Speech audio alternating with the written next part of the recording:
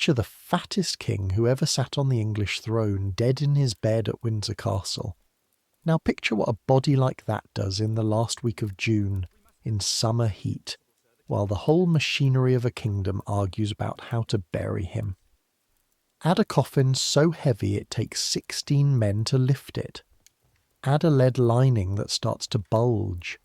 Add a widow who isn't invited, a brother who giggles through the service, and courtiers who chat and laugh and eat cold chicken within sight of the corpse.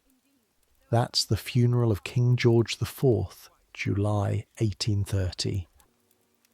The most expensive private life in Europe, ending in the cheapest public grief in English history. A king so unloved that the newspapers printed his obituary like a bill finally being torn up. A funeral where the only people who behave with any dignity were the ones being paid to. We're going back there tonight.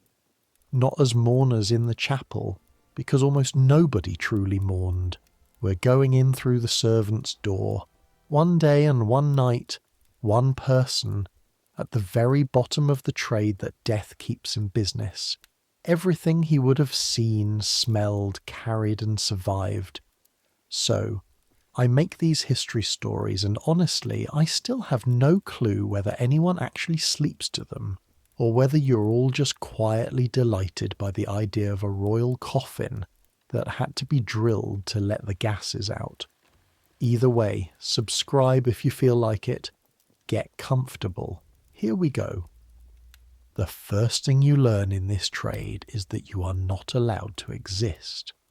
You're standing in a corridor of Windsor Castle with a coil of black silk rope over your shoulder, and a gentleman in a court uniform has just walked straight through the space where you are, forcing you back against the cold stone wall, and he has not seen you, not ignored you, not seen you. His eyes passed over your face the way they'd pass over a door frame. You've been in the castle for 6 days now, and you've learned the rule the way you learn not to touch a hot iron. The morning is for gentlemen. The work is for you. And the work must be invisible, because if a lord ever notices the men who nail the velvet and lift the lead, the spell breaks, and death starts to look like what it actually is. Labour. Your name is Thomas Reed. You're 17 years old. Your hands smell of black dye and beeswax and something underneath those two that you are trying very hard not to name. You've been apprenticed for 3 years to Mr. Josiah Crane, undertaker and upholsterer of Fleet Street, London, one of the firms working under the great house of Banting, funeral furnishers to the Crown. When the King died at 3:30 in the morning on the 26th of June, a messenger hammered on Mr. Crane's shutters before the milk carts were even out, and by noon you were in a wagon rolling west along the Bath Road, with 400 yards of black cloth, a crate of brass nails, and the strange, floating feeling of a boy who has just been told he is going to help bury a king. You thought it would be grand. You know better now. Because here is the problem nobody in London mentioned, the problem that has been sitting in the middle of this castle like a stone in a shoe for 6 days. The king is not keeping. He died enormous, 20 stone at least, probably more, a body ruined by 50 years of the best food and the worst habits money could buy. His belly, they say, hung to his knees at the end. His legs were swollen so tight with dropsy that the doctors drew off water by the quart. He was laced into a corset just to be dressed. And now all of that, all 20-odd stone of it, is lying sealed inside wood and lead in an upper room of this castle in the last week of June, and the summer is not being kind. You have not seen the body. Boys like you never see the body. But you have smelled the room. Everyone in the castle has smelled the room, though nobody above the rank of valet will admit it. It leaks under the door like a secret, sweet and wrong. The smell that every man in your trade knows by his second week and pretends forever after not to notice. And 2 days ago, one of the senior men from Banting's came down the back stairs with his face the colour of tallow and said 4 words to Mr. Crane quietly, the way you'd report a fire. The lead is swelling. You didn't understand at first. You do now. Inside the wooden shell there is a coffin of solid lead, soldered shut, and inside the lead is the king, and the king is turning into gas, and gas pushes. The lead has begun to bulge outward, slow and silent like bread proving.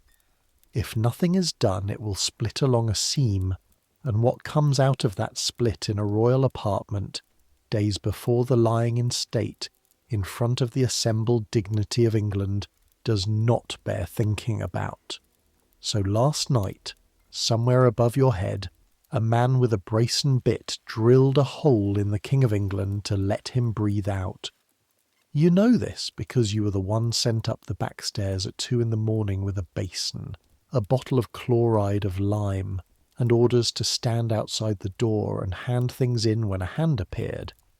You stood in that dark corridor for an hour and 40 minutes. You heard the bit going through the lead, a small, patient, grinding sound, the most ordinary sound in the world, a carpenter's sound, and you stood there holding your basin and understood that this is what majesty comes to. A drilled hole, a hiss you will hear in your sleep for the rest of your life. A boy in the corridor holding the basin, forbidden to be seen. Nobody thanked you. The hand took the bottle. The door closed. You walk back down 4 flights in the dark, and this morning the gentlemen in the corridors are still walking through you as if you were made of air. And this is how you learn the first rule of a royal funeral. The king must be perfect. Therefore everything imperfect about him becomes your job. But let's go back a little. Let's go back to the morning it started. Because you'll want to know how a Fleet Street apprentice ends up sleeping on a straw pallet in the stable range of Windsor Castle, with black dye worked so deep into the creases of his knuckles that it will not scrub out. 6 days ago. London. You wake in the dark above Mr. Crane's workshop to the sound of fists on shutters. Not knocking. Fists. The kind of hammering that means somebody has died, because in your trade that's the only reason anyone hammers before dawn. You're used to it. What you're not used to is the voice that comes with it, calling Mr. Crane's name, and the word that follows it up the stairs like smoke. The king. For half a second you lie there on your pallet, and the word doesn't mean anything. Kings don't die. Kings are a face on a coin, a name in a toast, a fat man in caricatures pinned up in print shop windows, drawn with his belly bursting his waistcoat buttons and a bottle in each fist. You've laughed at those prints. Everyone has.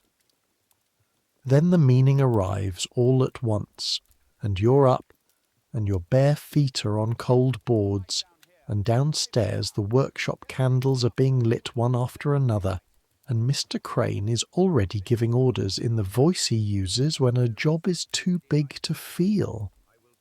Josiah Crane is a narrow man of 50, with a face like a closed ledger, and hands surprisingly as gentle as a nurse's. Those hands have dressed more of London's dead than any surgeon has cut. He can tell the weight of a corpse by looking at the doorway it has to come through. He has taught you perhaps half of what he knows, and already your head is crowded with the widths of staircases, the melting points of solder, which mutes can be trusted sober, and which ones will drink the wine set out for the mourners.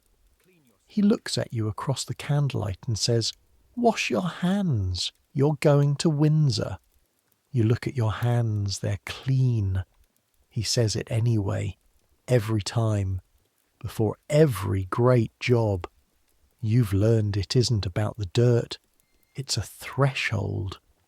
On the other side of the washing, you belong to the dead. By noon you're on the road. 21 miles from Fleet Street to Windsor, the wagon riding low on its springs with bolts of superfine black cloth, cases of nails, hammers, shears, papers of pins, 7-pound cakes of beeswax, and, packed in straw at the back where you sit, things you're told not to open. The road runs west through Brentford and Hounslow, through the heath where they used to hang highwaymen in chains, and every village you pass is already tolling its church bell, one slow stroke at a time, and every man you pass has crape on his hat, and hardly anyone looks sad. That's the thing you notice first before you notice anything else. The bells are tolling and nobody's crying. At Hounslow, a man watering horses spits into the dust and says to the driver, not even lowering his voice, "So the old sinner's gone at last." At Colnbrook, a woman selling cherries laughs at something her neighbour whispers, and both of them glance at your wagon load of black and laugh again. You've walked behind coffins since you were 14. You have seen streets weep for a dead child, seen dock labourers pull off their caps for a stranger's hearse. You have never in your life seen a death be met like this, like the end of a long bill, like a debt written off. You're too young to remember when they loved him, but old men do. They say when he was Prince of Wales 50 years ago, he was the handsomest man in England, the first gentleman of Europe, and crowds cheered him in the streets.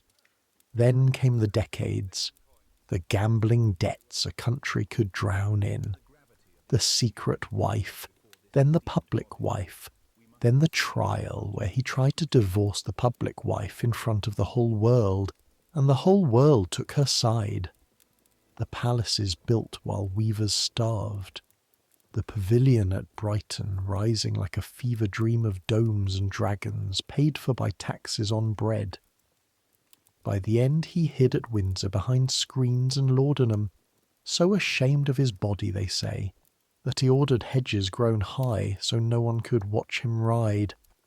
The people didn't hate him by the end. It was worse than that. They were done with him, and now every church in England is obliged to toll, and every shop to shutter, and every coat to wear its band of creep, and underneath all that obligatory black the country is quietly, thoroughly unmoved. The Times will print it straight out, within weeks, in words so cold they'll be quoted for 200 years. Never was there a human being less regretted by his fellow creatures than this deceased king.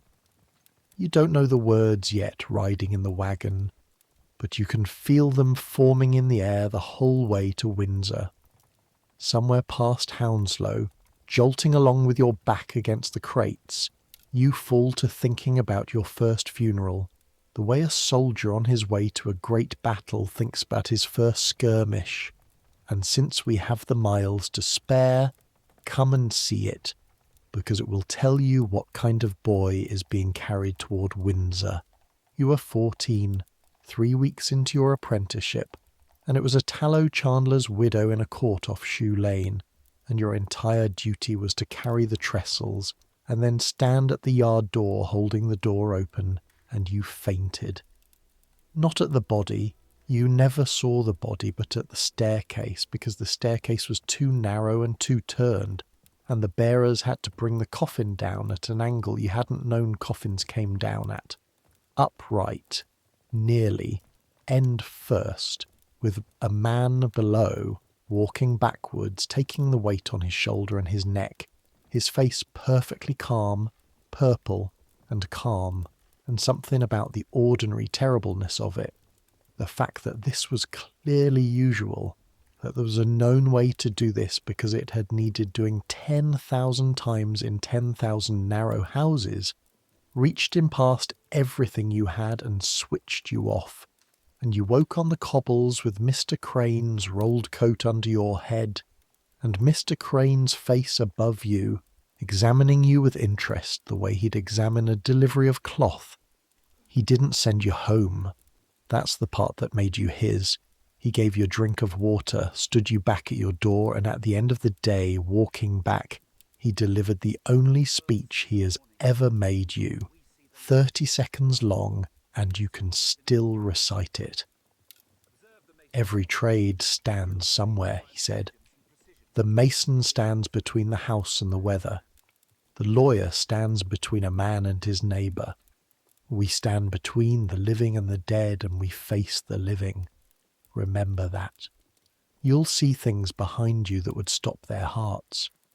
Your work is to stand so that they never have to see round you. It is a wall's work.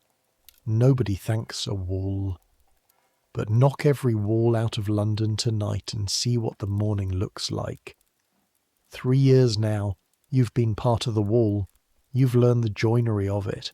You've learned that undertakers speak quietly, not out of reverence, but because quiet is catching, and a court quiet keeps a room from breaking.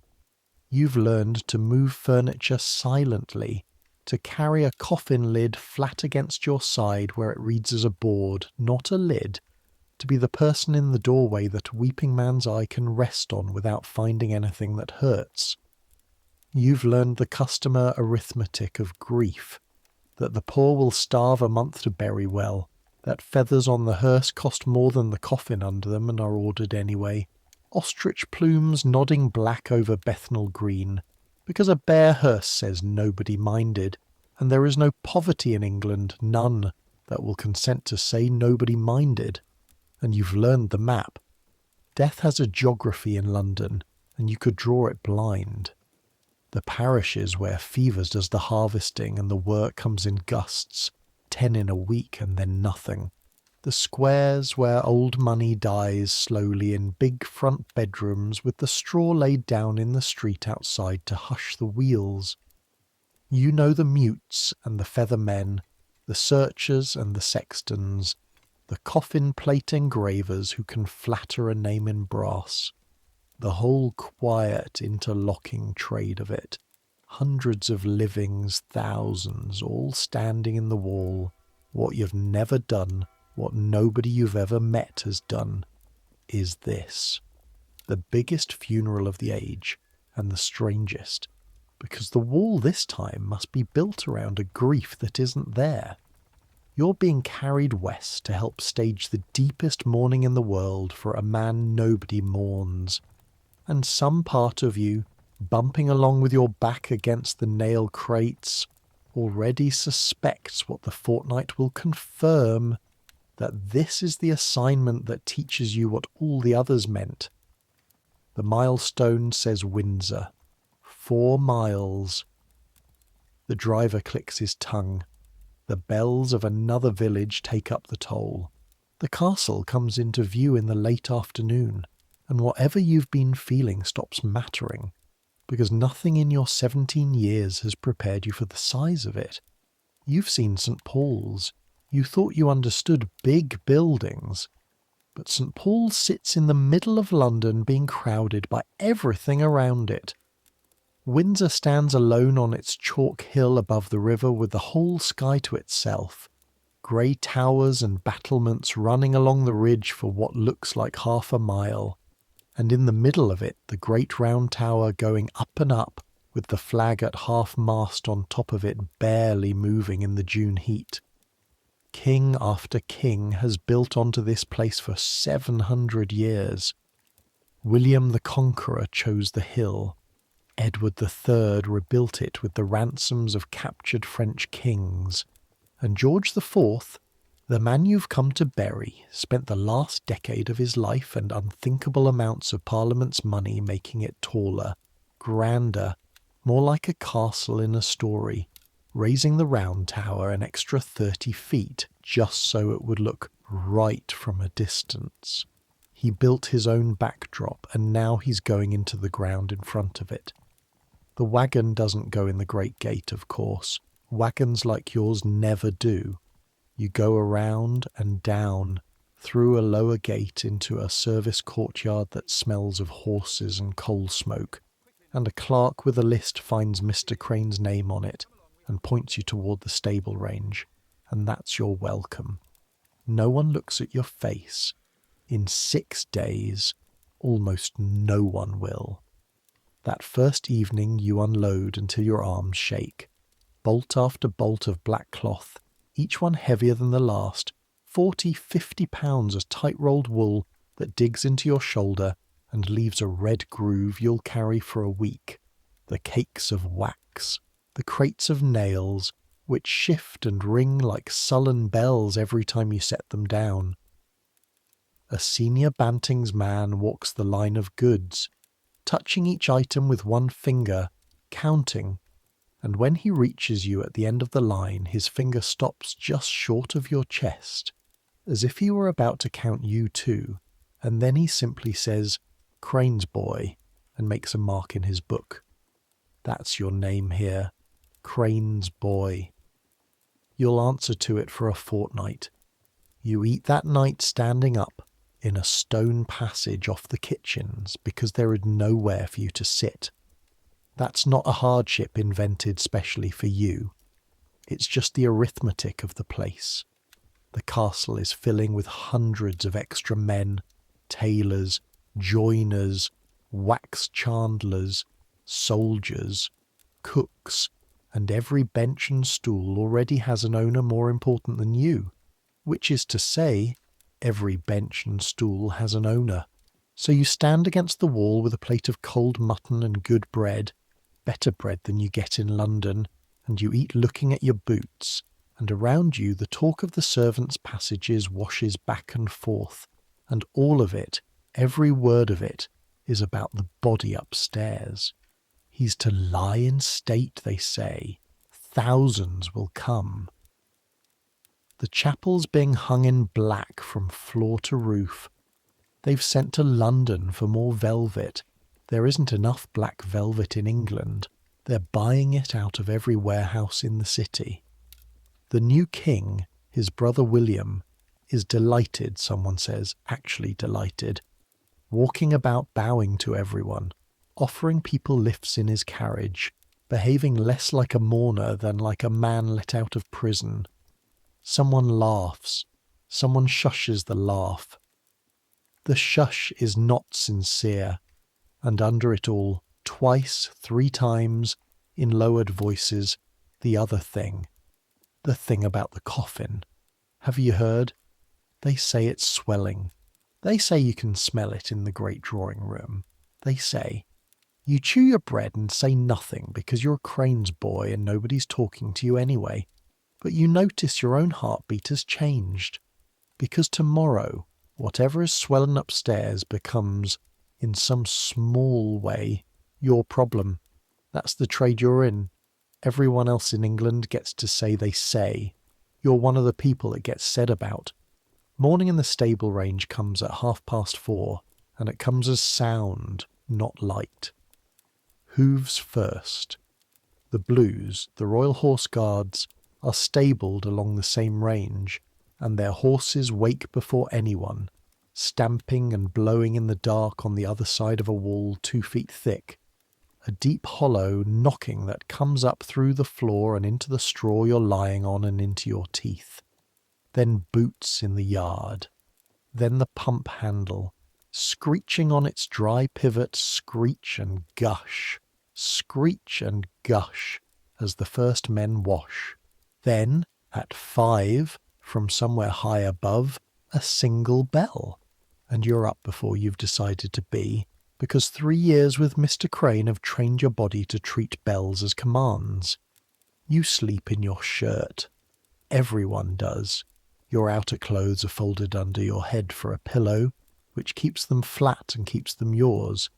You dress lying down, then standing, hopping on the cold flags with one leg in your breeches, and your fingers are clumsy with sleep and the buttons fight you.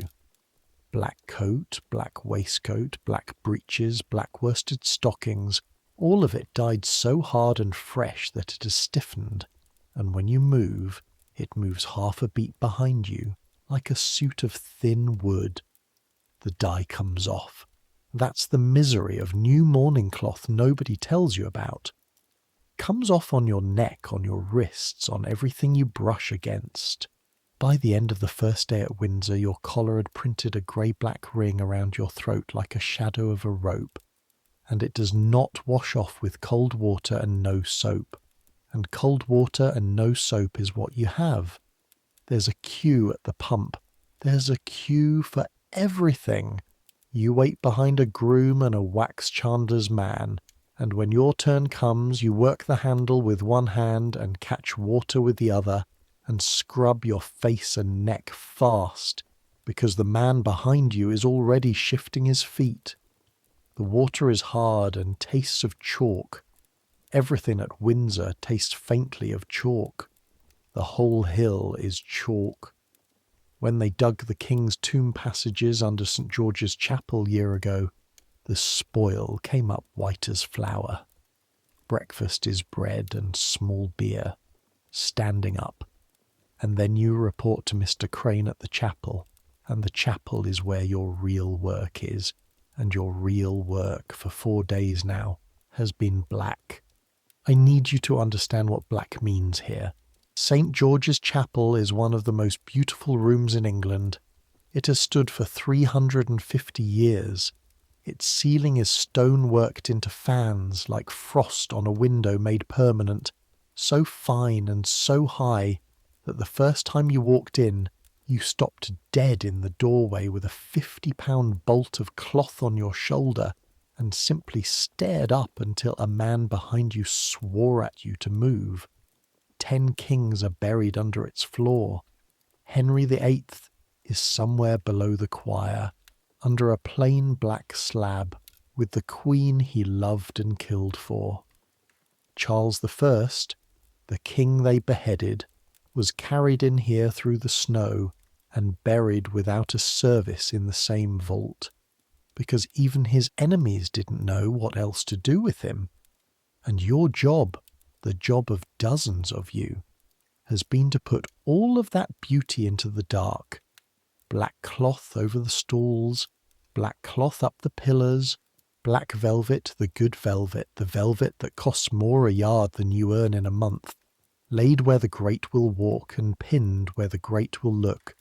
You've been up scaffolding with your mouth full of brass nails, both arms overhead, holding 60 pounds of hanging fabric flat against oak with your forearms, while a man above you tacks it, and the burn starts in your shoulders and spreads down your back like slow fire, and you hold and hold, because if you sag, the cloth ripples, and if the cloth ripples, it has to come down and go up again. Your hands at night are curled like an old man's. There are blisters along the roots of your fingers that have opened and hardened. There's a blue-black bruise in the web of your left thumb where a hammer caught you on the second day, and it aches with its own small heartbeat every evening, reliably, like a lodger who pays rent in pain. The cloth eats the light. That's the thing no one warns you about. Each morning as more black goes up, the chapel holds less and less of the day. Sound changes too. A room that used to ring now swallows. Men working 10 feet apart find themselves talking louder without knowing why. By the 4th day, the chapel's a great soft dark throat, and candles are needed at noon, and everything smells of wool and dye and snuffed wicks, and in the middle of the choir, growing plank by plank, is the thing all this darkness is for. They don't call it a stage, though that's what it is. A platform for the coffin to lie on, railed, stepped, high enough to be seen over a crowd. Purple velvet for the top. Silver gilt sconces around it, tall as men. You hold the ladder, you pass things up. You're not permitted to touch the purple velvet with your dyed hands, and a Banting's man tells you so. Not unkindly, just as a fact of the world, the way you'd tell a dog it isn't allowed on a bed. Every trade has its flaw. In this castle you're below the velvet. Good to know exactly where you stand. And all day, while you work, the castle talks over your head, and if you keep your mouth shut and your ears open, which is the one freedom nobody can take from an apprentice, you learn things. You learn that the dead king lay dying for months, and that half of England has been placing quiet bets on the date since April. You learn that at the end he could not lie down, because lying down meant drowning, so he died sitting in a chair, gripping his page's hand, and that his last words were, "Good God, what is this? And then, my boy, this is death." You learn that the doctors opened him afterwards, the way they always open kings, and found the heart sitting in fat like a bird in aspic, and a bladder stone the size of a pigeon's egg. And you learn this from a chapel joiner who heard it from a footman who heard it from a page, and every step of the telling has polished it smoother. So who knows? You learn that he kept, in his private rooms, every coat he had worn for 50 years, whole roomfuls of clothes, and locks of women's hair in numbered packets, and more purses and trinkets and gloves than a warehouse. A man who could not throw away anything except money. And you learn about the woman at the gate. Her name is Mrs. Fitzherbert. She's 73 years old. And once, 45 years ago, in her own drawing room, in secret in front of a bribed clergyman, she married the king. It counted before God, people say, and never before the law, because the law says a royal marriage without the old king's consent is void, and so she spent a lifetime being a wife who officially did not exist. He left her, came back, left her again, married a German princess for money in a ceremony he was too drunk to stand through, and still, at the very end, dying in his chair at Windsor, the thing they found on him, around his neck, under his shirt, where it had been for decades, was a locket with her eye painted in miniature. Just her eye, watching him from inside his shirt for 40 years. She wrote to him when she heard he was dying. He was too far gone to answer, but they say he seized the letter and pushed it under his pillow. She was not sent for. She will not be invited to the funeral. The one person in England who might have cried at this burial is the one person who cannot come. They say he'll be buried with the locket still on him, the eye going into the dark with him, under the chalk, forever. You're 17. You don't know much about love, but you're learning a great deal this fortnight about how it ends. Let me stop the clock for a moment, though, before the coffin moves, because you asked to live this, not to be told it, and living it means the parts between the great scenes too. The errands, the hours, the town. On your third day, before any of the worst of it, Mr. Crane sends you down into Windsor town with a written order for the chandler. More wax, always more wax. A castle in mourning eats candles the way an army eats bread. And this errand is the first time since the wagon rolled in that you've been outside the walls, and stepping out of the lower gate into the ordinary morning of an ordinary English market town is like surfacing from underwater. Windsor is small, and it lives off the castle the way a mistletoe lives off an oak, and just now it is gorging. Every inn is full, has been full since the day the king died. The White Hart, the Castle Inn, the Swan, houses that in a normal June let rooms to gentlemen come to see the terrace, are now sleeping newspapermen 3 to a bed and turning away lords' valets, and the landlords have doubled their prices and then doubled them again, and are being paid, and know they will dine out on this fortnight for years. Thames Street is a slow river of strangers. You pass 2 reporters from the London papers, arguing in a doorway about whether the lying-in state will be worth attending at all, given, says one of them, in exactly these words, that the public feeling is a public secret, and the other laughs, and neither of them lowers his voice. And this, you are learning, is the strangest weather of this strange fortnight. Nobody lowers their voice. A king is dead, and England is discussing him at full conversational volume, the way you'd discuss a neighbour who has finally moved away. The chandler's shop is down a side lane, and the chandler is an immense, aproned, cheerful man who reads Mr. Crane's order through spectacles mended with wire, whistles at the quantities, and calls into the back for his son to start bringing the boxes. While you wait, he takes your measure over the top of the spectacles, marks the black coat and the dyed hands, and settles in for the conversation he has clearly had with every tradesman who's come through the door this week. Castle work? Yes, sir. Seen him, have you? He says it the way boys say it at a fair, hopeful, gruesome. Everyone in this town asks it. You will be asked it by strangers for the rest of your life, whenever this fortnight comes up. Were you there? Did you see him? Nobody sees him, sir. He's been sealed since before we came. Sealed?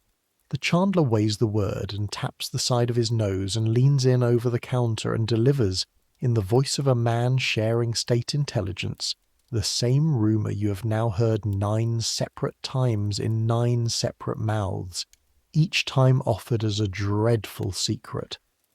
They say he's swelled that big they've had to bore him, like a cask. And then, leaning back, professionally philosophical, boxing your candles, ah well, all that dinner had to go somewhere. And he laughs. Not cruelly exactly. That's what you keep failing to find. Anywhere in this town, in this whole country, cruelty would at least be a feeling. This is worse and milder than cruelty. It's comedy. The man was their king for 10 years, and their regent for 10 before that. He ruled them for the whole of the chandler's grown life, and he has ended as a joke about a barrel, told over the counter to a boy come to buy the candles that will burn around his corpse. You carry the wax back up the hill, 2 boxes roped together over your shoulder, 30 pounds of it, the rope finding the same groove the cloth bolts cut on the first day, and you think, with your face to the cobbles and your breath keeping time with your boots, about the only 2 sorrows you've actually located in 6 days of the deepest official mourning in the world. One is the old woman at the gate who did not come, the wife who was not a wife, with her painted eye going into the vault. The other you found by accident yesterday, and it wasn't a person at all. You'd been sent along the north terrace with a message, and below the terrace, in the private ground where no one goes, a groom was exercising a horse. Not any horse. Even you could see it, and you know nothing about horses. A tall grey, old but beautiful, moving like poured water, and the groom leading it round and round with a kind of tenderness you hadn't seen anywhere else in the castle. And a gardener working near you saw you looking and said, "That's his, the king's own saddle horse, that carried him in the park in the years before he grew too heavy and too ashamed to ride where eyes could find him." And the horse, the gardener said, had been off its feed since the 26th of June, wouldn't eat the morning he died, before a soul in the stables had been told. You don't know if you believe that. Grooms tell such stories about every dead master's horse. It's practically a wage they pay themselves. But you watch the grey circle the private ground with its head low, and the groom murmuring to it, and whether or not a horse can mourn, a groom evidently can, for a horse's sake if not a king's, and that was the closest thing to a wet eye you found in all of Windsor, and you've thought about it every day since. The wax is delivered. The clock starts again.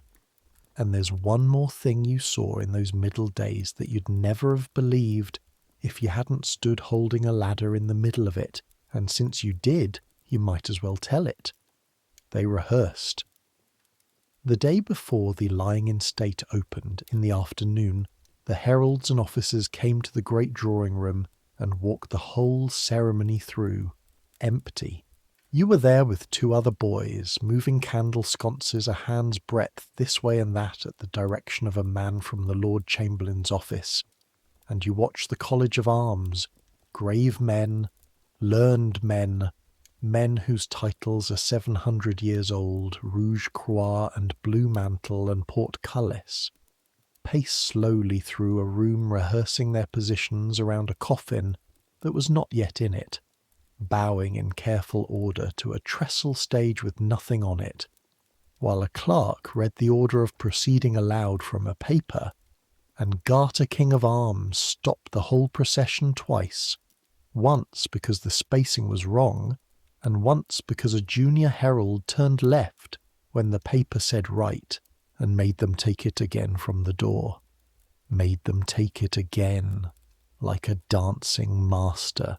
And every man there and every boy holding a ladder understood without a word being said why it must be gone through twice, thrice, perfect, because the thing itself would have 30,000 witnesses in the newspapers of the world, and grief can stumble. Grief is allowed to stumble. Everyone forgives a weeping man who turns left, but this occasion would have no grief in it to cover anyone, and everybody knew it, and so it had to be flawless instead.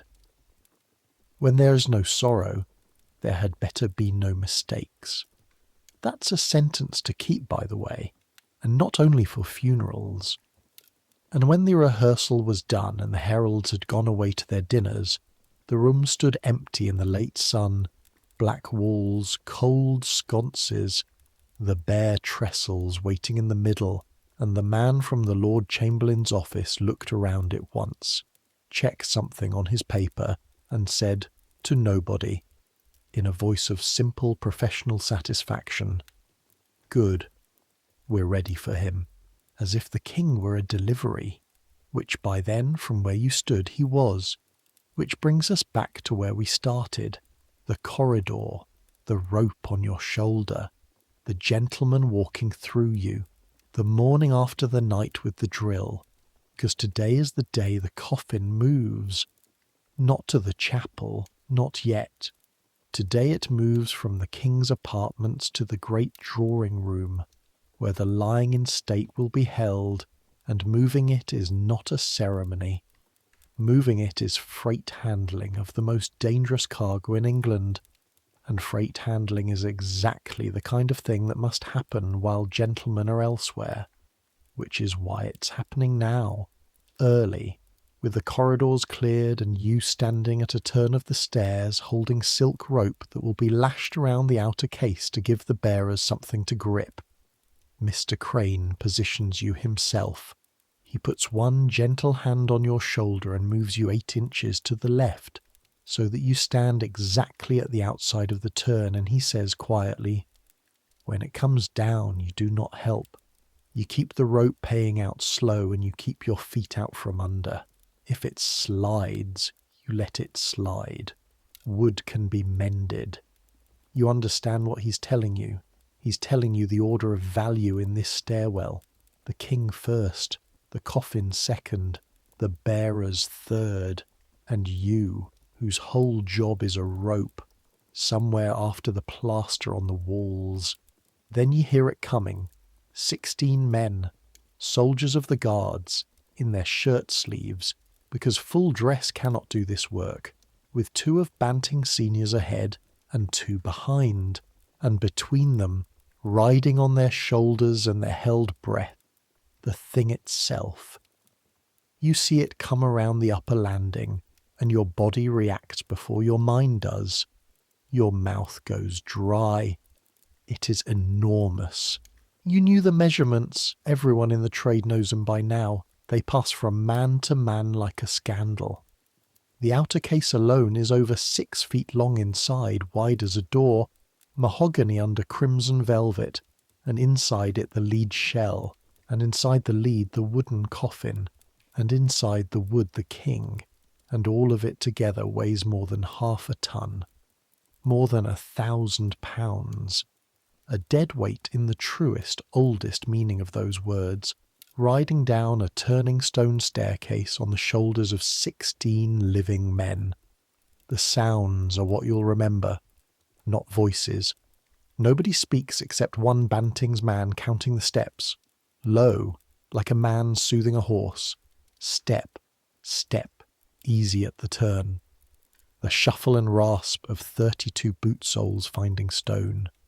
The creak of the men themselves, their belts, their joints. And under everything, at the edge of hearing, a sound your ears keep reaching for and flinching from. A faint, deep liquid shifting inside the load when it tilts at the turn, like a slow tide moving in a sealed cistern. The men's faces are running with sweat, and not the clean sweat of labour. There's a rim of white around every man's nostrils. They're all doing what you're doing, breathing shallow through the mouth, because the smell is in the stairwell with you now. The chloride of lime rides on top, sharp, chemical like a bleached wound, and it almost covers what's underneath. Almost. Underneath is the sweetness. You will spend the rest of your life in gardens, at fruit stalls, in autumn woods, meeting the far edge of that sweetness in rotting apples and turned meat. And every single time for 60 years you will be 17 again, standing on this stair paying out silk rope with hands you refuse to let shake. The turn is the worst of it. The load tilts. The rope you're holding goes from slack to bar taut in half a second, and the silk hisses through your palms, burning a stripe across all 8 fingers, and you lean back into it with your whole weight, boots braced against the base of the wall, your part of half a ton settling into your arms, your shoulders, the small of your back, and for perhaps 4 seconds you and 15 strangers and a dead king are a single balanced arrangement of weight and will on a staircase, and then the angle eases, and the counting voice says, "Step," and the arrangement moves on, and your section of rope goes slack, and it's past you. You look down at your palms. The rope has printed a red wheel straight across both of them, precise as a ruled line. It'll scab into a stripe. For weeks, every time you close your hands around anything, a hammer, a spoon, a pump handle, you'll feel the king go by again. They get it to the great drawing room. They set it on the trestles which have been doubled and braced because the first set, tested with sandbags, groaned. The velvet is smoothed. The imperial crown, made hollow and light for exactly this purpose, is set on a cushion on the lid, with the auburn sceptre, and around it the tall candles, and over the whole room the smell of lime and wax and that other thing, and by evening the gentleman will pronounce the arrangement magnificent. And it is. It truly is. And you know what's inside it, and you know about the whole, and you carry that knowledge around the castle like a stone you've swallowed. The lying in state opens the next day, and the public comes, and this is where the story stops being about a coffin and starts being about a crowd. They said it would be a thin attendance. He was hated after all, or worse than hated, dismissed. The newspapers had all but promised the nation's indifference. And then the morning comes, hot and white-skied, and you're sent out early past the lower gate with a message for a cloth merchant in the town, and you come around the corner of Thames Street into Castle Hill and stop as if you'd walked into a wall. The hill is full, the street is full, the town is full. They have come from London on the stage coaches and from the villages on foot. Farm families in their church clothes, tradesmen, soldiers' wives, and they're packed up the approach to the castle in a single sweating mass, thousands strong, all of them waiting for the doors, and more arriving behind them every minute, pressing the ones in front uphill whether the ones in front wish to go uphill or not. Here is the thing about that crowd. And it's the thing about this whole funeral, so hold on to it. They have not come to grieve. Watch their faces and you can see it. Nobody is weeping. They are cheerful, curious, hot, holiday loud. Vendors are working the edges selling gingerbread and bottled beer and doing well. These people have come for the same reason people have always come, to see the show, to see the crown on the coffin, to be able to say for the rest of their lives that they were there. He belonged to them, this impossible, ruinous, unlovable king. The way a storm belongs to the parish it flattens, and you go and look at the fallen tree even if you never liked the tree. And a crowd that size, in heat like this, on a hill like this, is a force of nature that has nothing to do with what anyone in it intends. You have to get back through it to the gate. That's your problem, standing there with your delivered message and your master waiting. Half a mile of packed bodies between you and where you're required to be, and no rank, no uniform, nothing but a dyed black coat that 10,000 other men are also wearing. You go in at the edge, where the pressure is least, and work along the house fronts, and even at the edge it takes you by the chest and squeezes.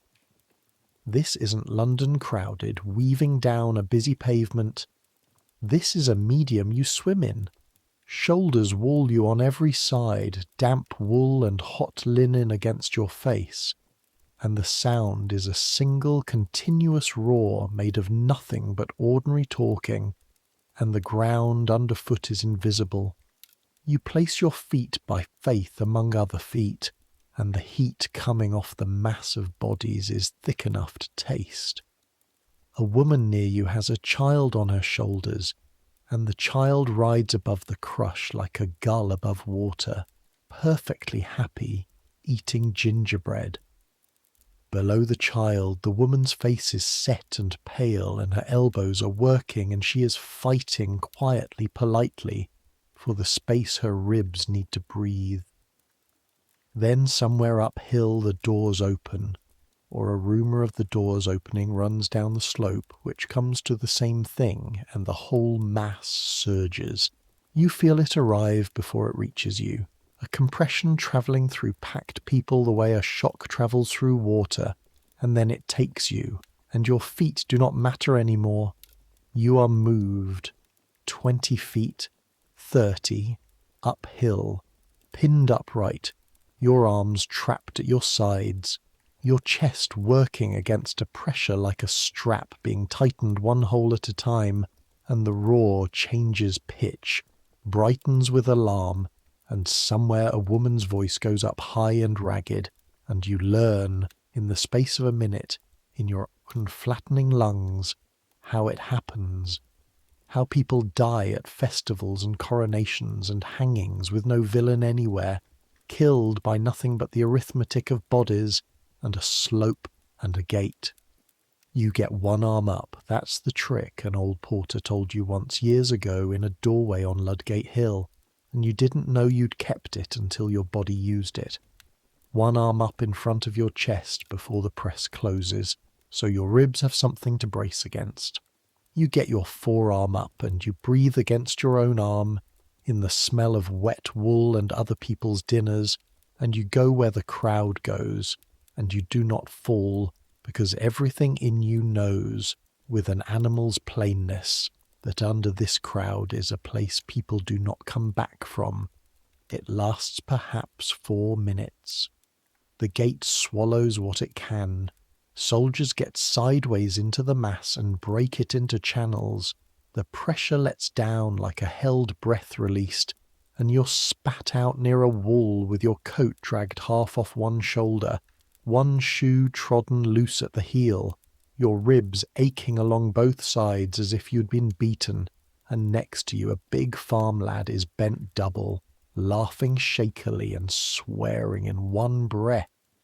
And the woman with the child is gone, carried off somewhere in the stream, the child's gingerbread still riding high and visible for a moment above the crowd, like a small brown flag. 30,000 people will pass the coffin in 2 days. That's the number they'll settle on afterwards. 30,000 come to see a king nobody wept for, filing through the black-hung room 6 abreast, hats off, half of them chattering until the soldiers hush them, gawping at the crown, wrinkling their noses at the lime, and out the far door into the sunlight to buy more beer. You should know what the hill was like by the second day, because the second day was worse, and hardly anyone ever wrote it down, because the people it was worse for were not the people who write things down. The heat held, the crowds grew. Word had gone round London overnight that the show was worth the road, and the morning coaches came down crammed, gentlemen riding on the roofs with the luggage. And by 10 o'clock the queue for the state entrance ran down Castle Hill, along Thames Street, and out of sight, 4 and 5 abreast, barely moving, in a sun that had every wall of the town for an oven brick. And a queue, you learn, watching it in snatches from your errands, is its own small country, with its own economy and its own law. The vendors work it like a vein. Gingerbread, cherries, bottled beer at triple the tavern price, and most profitable of all by noon, water, plain water, carried up from the town pumps in yoked pails and sold by the cupful, and sold, and the men selling it cannot walk the line fast enough. A woman faints at the turn by the horseshoe cloister, goes down in that boneless sudden way that heat faints go, and the crowd around her does the thing English crowds do, becomes for 30 seconds a single competent creature, lifts her, passes her hand to hand out of the press into the shade of a doorway, fans her with 3 hats, sends a boy running with a penny for the waterman, and then, the moment she's sitting up, dissolves back into strangers who will trample each other at the next surge of the gate. You see it happen 4 times in 1 hour. Kindness and Crush take in turns the same people, and the queue talks, and because you're up and down past it all day and you're working black, the queue talks to you. You're visible to them, out here, in a way you're visible to no one within the walls, because out here your black coat means the show, means inside knowledge, and hands pluck at your sleeve every 20 yards. Is it true you can see his face? No, madam, sealed this fortnight. Is it true the coffin's solid silver? No, sir, leaden oak. Is it true? And here the voice always drops, always, all day, the same drop. Is it true about the swelling? And you say what Mr. Crane told you to say, which is, I couldn't tell you, sir, I only carry cloth. And Mr. Crane chose the words, you understand later, but they are perfectly true and answers nothing, which is the whole grammar of your trade in 1 sentence. By late afternoon the ones coming out are a study you never tire of. 6 hours of queue for 90 seconds of room. They come down the exit stair blinking into the sun with their 90 seconds still on their faces, and you watch them meet their waiting families, and the first word, every time, before hats are even back on, is, well, well, well. And then the accounting. It was very fine. It was very dark. You could smell the... well, the crown was smaller than she'd thought. The crown was bigger than he'd thought. One tired tradesman, red as a brick, sums it for his wife in a sentence you'll carry home to Ned like a coin found in the road. 6 hours for a look at a box, and I'd not have missed it, and don't ask me why, for I don't know. Ned, on the watch that night, receives it, nods slowly, files it. That, he says, is the customer. Word for word. 40 years I've served him, and he's never once known why. Bless him. He builds the wall his side and doesn't know he's doing it. And that evening, aching, You're given a duty that puts you inside the very room they all queued for, because the candles around a lying in state burn all night, and candles that burn all night must be watched, snuffed, trimmed, and replaced by somebody. And the somebodies of this castle, you have thoroughly learned by now, are people like you. And you should see the inside of those 2 days, because you did see it in snatches, and the inside was stranger than the crush on the hill. Your work during the lying in state is candles and cloth, mending what 30,000 passing bodies do to a staged room. The public are admitted in a controlled stream through the state apartments, up one staircase, through the black-hung chamber past the coffin, and out down another, and even controlled, a stream like that wears the banks. You're posted in a service alcove with pins, a hammer and a sewing wallet, and every hour or so, in the pauses the soldiers make between one batch of public and the next, you dart out and put right what the river has done. A hanging dragged loose at its lower corner where the line pressed too close against the wall. A carpet edge scuffed into a ridge that will trip somebody within the next 100 feet of shuffling. Candle grease, always the candle grease, hardening in grey pools on the boards at the base of the sconces, and you on your knees with a blunt paddle knife, working fast, lifting the cooled wax in curls while a yeoman watches you with the expression of a man watching weather, and the murmur of the next admitted batch already swelling up the staircase like a tide reaching the harbour mouth. And because you're in the alcove, you see them, hour after hour, batch after batch, the faces of England filing past their king, and there is no schoolroom in the world that would teach you as much. They come in hot from the hill, and the room does something to them at the threshold. It's the darkness that does it, and the candle hush, and the smell, which by the second day the lime is losing on points, and you watch the same change take face after face at the same flagstone by the door, the holiday look going out like a snuffed wick, something older coming up underneath. Not grief. You've given up looking for grief. Or, maybe, which turns out to be a different thing entirely, and can live in a face right alongside dislike. A big drover in a smock stops dead opposite the coffin, so that the line piles up behind him, and stares at the crown with his hat crushed in both fists and his lips move, and what he is doing, you realise, is counting. Counting the jewels, or trying to. A soldier hushes him on. 2 ladies pass, veiled, and one murmurs to the other, perfectly audible in the hush, so much velvet in the exact voice she would use in a draper's pricing it. A very old man, country-dressed, older than the century, comes through slow on a stick, and at the foot of the platform he does the thing nobody else in your 2 days of watching does. He kneels.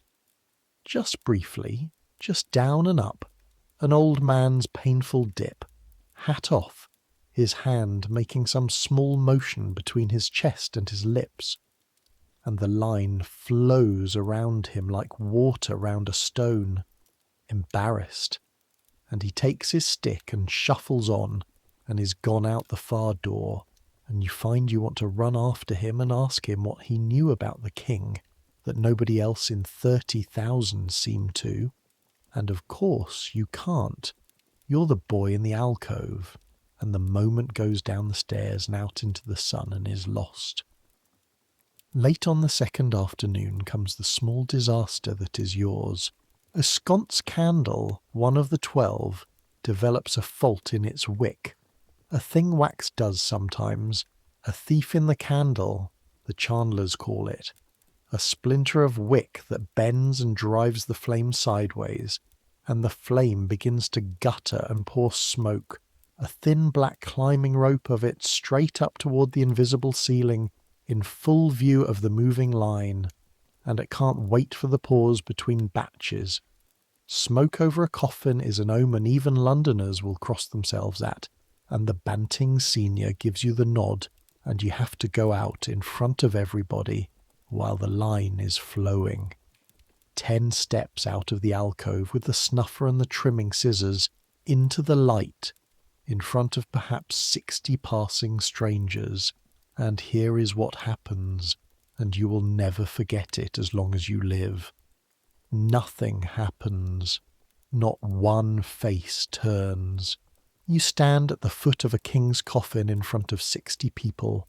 Reach up, pinch out a flame, cut a wick, relight from the taper in your left hand and step back, and you might as well have been the draught under the door. Their eyes are on the crown, on the pall, on the show, and the boy servicing the show at arm's length from them registers nowhere. On no face, not even on the children's, and you take your 10 steps back to the alcove with your heart going like a fist on a door, and the certain knowledge that you have just been more invisible in full candlelight than you have ever been in the dark. Ned, on the night watch, when you tell him, is delighted. It's the most delighted you ever see him. There it is, he says. Now you've had it. The trade's whole secret, and you got it free at 17. He points his wand at the platform, at the crown steady under its 12 flames. They don't come to see what's here, lad. They come to see what they brought with them. You could stand up there and dance a hornpipe in the middle distance and not 1 in 100 would carry it out the door. Learn to live in the middle distance and you can go anywhere. King's bedchambers. Anywhere. The middle distance is the freest country in England. He's quiet for a while after that. The two of you watching the still flames, the hourly creak of the yeoman changing, the coffin ticking its slow settling tick, and then he adds the other half at sick-room volume, because there is always another half with Ned. Mind, it costs. You'll be at some family do of your own one day, a wedding, a christening, and you'll catch yourself standing in the middle distance out of habit, watching your own kin like a line of public. It's a door that swings both ways. Invisibility. Once you've got the knack of not being seen is a coat that never fits right again. The one comes back to rest against his shoulder. Cheap at the price, I'd say. Most days. The night watch in the great drawing room runs from 10 until 6, and you stand it with a man named Ned Hollis. Ned is one of Banting's regular men, 40 years old or thereabouts, built like a door, with a face the colour of old harness, and a voice he never raises above the level you'd use in a sick room, because he has spent 22 years working in rooms exactly like this one, and the voice has become permanent. He is a mute by trade, which is a word that will mean nothing in your listener's century, so let me say what it means in yours. A mute is a professional mourner, a man paid to stand at a door or beside a coffin, draped in black, holding a wand wrapped in crape, and look grief-stricken on behalf of families too busy, too small, or too honest to supply enough grief themselves. Ned has stood sorrowing at the doors of merchants he never met, children he never knew, misers whose own heirs came to the funeral biting back smiles. He is, by any reckoning, one of the most experienced mourners in England, and he has feelings about this job the way a wheelwright has feelings about wheels. The room, at night, is a thing you have to steady yourself against. The windows are shrouded. The walls are black to the ceiling. The only light is the candles, 12 of them, tall as you, in their silver-gilt sconces around the platform, and their flames stand almost perfectly still in the dead air, each one wrapped in its own globe of gold light, and everything beyond the candles just stops. No walls visible, no ceiling, a room with no edges. In the middle of the no edges, raised up, the size of a fishing boat under its purple, the coffin, with the crown on it catching 12 little points of flame and holding them. The yeomen of the guard stand their own watch, 4 of them, motionless around the platform in scarlet and gold, changed every hour, and they are the ceremony. You and Ned are not the ceremony. You are the maintenance. You stand back in the dark by the service door with the snuffers, the trimming scissors, the spare candles laid out on a cloth, and when a wick begins to gutter or a flame to smoke, you go, quietly, around the outside of the light, and you deal with it. 10 steps out of the dark. That's what it takes. Each time, 10 steps take you from the safe black edge of the room to the foot of the platform, into the light, into the smell, which the lime no longer covers so much as argues with. And up close the candles hiss faintly, a tiny frying sound, and the heat of them touches your face, and you reach up with the snuffer, and your hand is level with the fringe of the purple pall, close enough to a dead king to straighten his blanket, and you trim the wick, and the flame steadies, and you take your 10 steps back into the dark, and only then does your breath come back down out of the top inch of your chest. You do this perhaps 40 times in a night. In between, you stand with Ned, and Ned talks, at sick room volume, because 8 hours of silence in that room would bend even him, and this is the night you get your education. Smell doesn't trouble me, he says, early on, matter of fact, watching the candles. Nor him neither, up there. He's the quietest company in the castle. It's the live ones I mind. A yeoman's boot creaks somewhere in the dark. The hourly change come in. You saw the quality come through today. See any red eyes? Any at all? You think about it honestly. The gentry had their own entrance, their own hours, sparing them the crush on the hill. You watched them pass, silk and superfine, and you say, no. No, Ned agrees, comfortable, like a man confirming the weather. 22 years I've stood by boxes, lad, and I'll tell you what I've learned, and it's worth more than a wage. The size of the funeral and the size of the sorrow have got nothing to do with one another. Nothing. I've seen a pauper's deal coffin followed by 40 sobbing neighbours in the rain. I stood mute for a coal merchant's wife once, little parish do, 8 mourners, and the coal merchant cried so hard between the church door and the grave that I, that had never clapped eyes on the woman, was obliged to stop looking at him or go under myself. He nods at the platform, the purple, the crown, the 12 flames. And now here's the biggest box in England, 1/2 ton of king, velvet at a guinea the yard, and you and me are the nearest thing he's got tonight to somebody sitting up with him. Their pause, exactly the length of pauses in his trade. There's your lesson, boy, all this, and the smallest movement of his creep-wrapped wand takes in the room, the black, the gold, the dark with no edges. You can order all this from a warehouse. I'd know, I'm the warehouse. The tears are the one item the trade can't supply. Somewhere around 2 in the morning, in the deepest trough of the watch, when your legs have gone from aching to wooden and your eyes keep sliding out of focus against the dark, the coffin ticks. A single sound. Small, woody, precise, like a knuckle rapped once on a table from the middle of the platform. Your whole body lights up like a struck match. Every hair you own stands.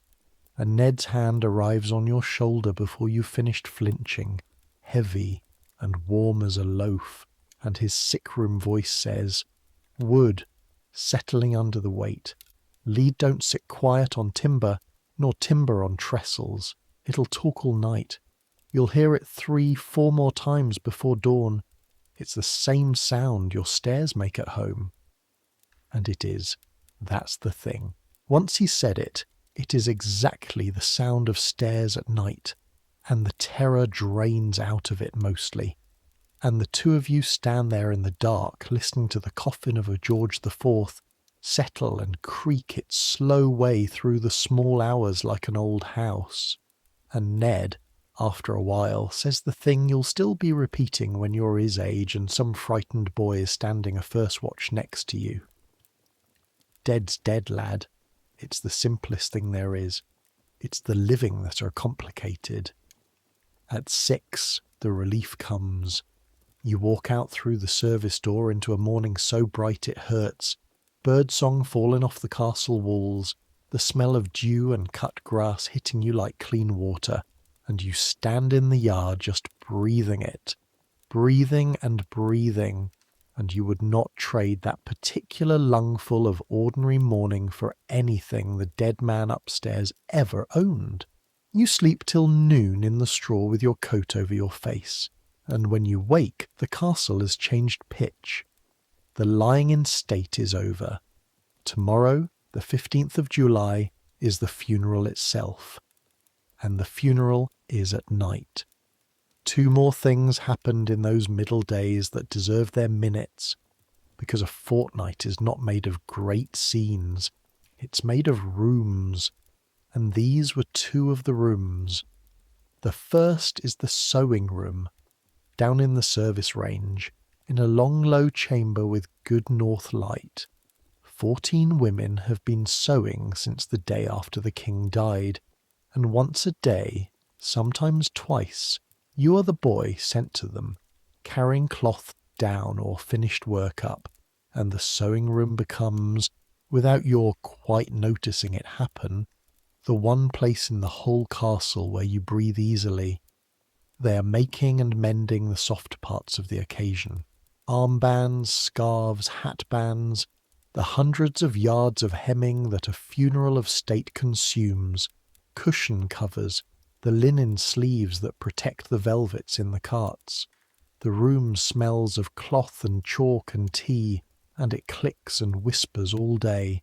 14 thimbles, 14 needles, the snip of shears, and over the top of that, unbroken, the talk, low and continuous as a stream, and the talk is the best intelligence service in Berkshire. The women of the sewing room know everything a day before the corridors do. They knew about the drilling of the coffin before you did, and you were there. They know which lords have actually come down from London and which have sent excuses. They know the new king has already ordered the late king's aviaries and menagerie inventoried, and his hundreds of coats, and that the wardrobe rooms when open made even the appraisers go quiet. They know, and this they tell each other softly, more softly than the rest, that Mrs. Fitzherbert was written to by the new king within days, kindly, and will be looked after, and that when she was told about the locket, told he'd worn it to the end, and would wear it into the vault, the old lady said nothing at all, but her eyes filled, and that, the eldest of the seamstresses says, without looking up from her hem, is the whole of that story. 45 years, and the sum of it is one old woman's wet eyes in Brighton, and a painted eye under lead, and gentlemen wrote books about the rest of it, and the books will all be wrong, because gentlemen always think the story is about what happened, and it never is. It's about what it cost. The needle goes in, the needle comes out. Nobody in the sewing room ever raises her voice either, but it isn't the trade hush of Banting's men. It's something older, the voice of women working, which was here before kings and will outlast the last of them, and you find excuses that fortnight to be sent down there, and years from now, a married man, you will discover that the sound your wife's work basket makes on a winter evening unlocks this room in you like a key, and you'll never tell her why. And it will be one of the 10,000 small-held things that make up a person. The second room is the vault. You were never meant to see it. But 2 days before the funeral, the machinery for lowering the coffin must be proved. Sandbags again, 1/2 ton of them in a crate, cranked down through the opened floor of the choir and up again, twice, 3 times, while the engineers listen to the mechanism the way physicians listen to a chest, and boys are wanted below to guide the test crate clear of the shelf edges, and Mr. Crane, who has decided views about which experiences are wasted on which boys, sends you.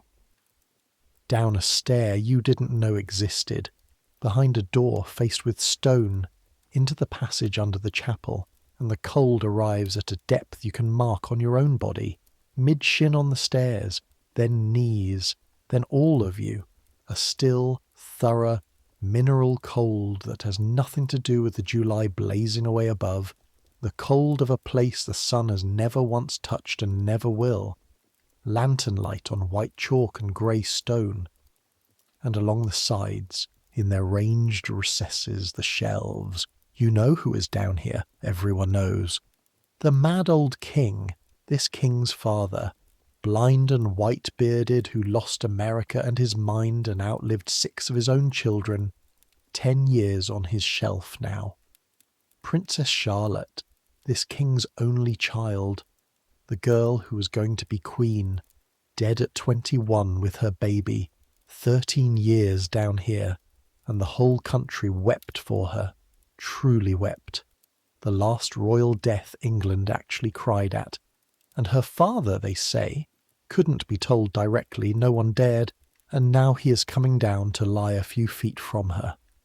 Coffin after coffin on shelf after shelf, crimson velvet gone dark and soft with the damp of years, silver plates dulling, a family that could barely sit through a dinner together gathered now into one small cold room forever.